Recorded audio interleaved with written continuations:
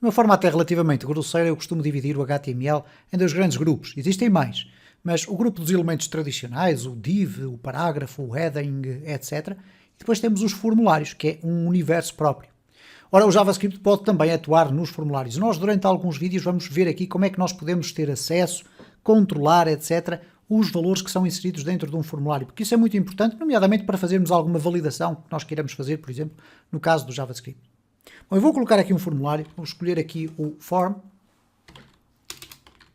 vamos escolher aqui a opção Post, vamos aqui na parte do Action colocar um cardinal, porque não vamos fazer aqui nenhuma submissão do formulário, e vamos abrir aqui um espaço para colocar, vamos aqui colocar assim, vamos abrir aqui um espaço para colocar, por exemplo, aquilo que seria um formulário de login.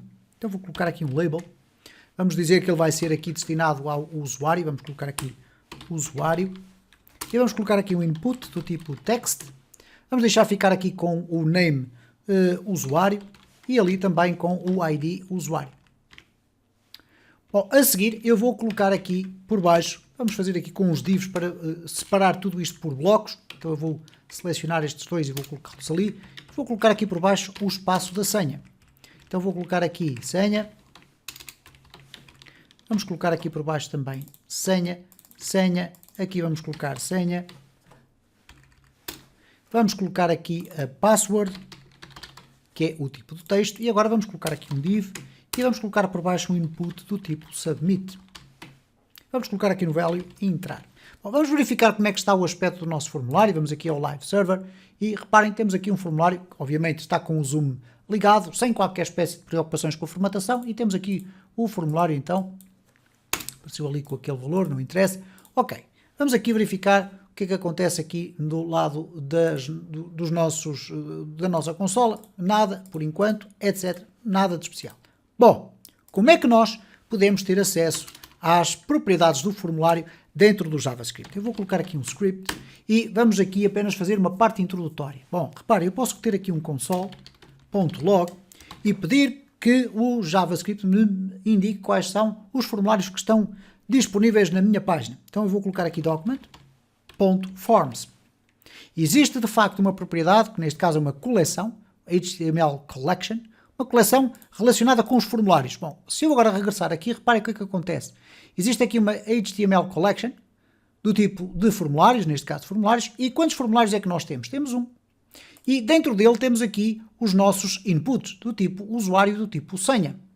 Bom, como é que nós então podemos chegar a cada um destes inputs? Bom, eu poderia aqui, por exemplo, muito facilmente fazer console documents forms de 0, isto é, o índice 0, ponto usuário, por exemplo. E neste caso estou a chamar aqui o nome usuário, ok? Então vamos verificar aqui o que é que acontece.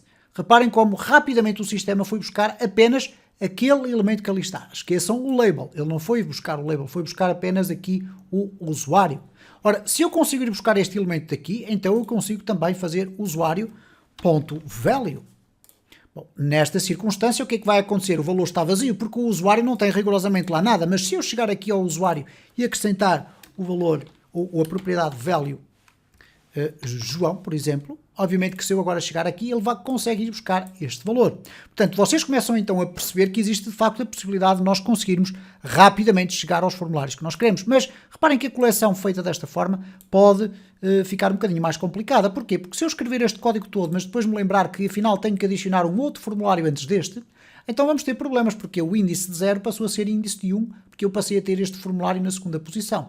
Então nós podemos resolver isso, por exemplo, de uma outra forma. Se eu atribuir um nome ao meu formulário, e isso pode acontecer, vamos colocar aqui frm login. Bom, aqui o que é que vai acontecer? Reparem agora.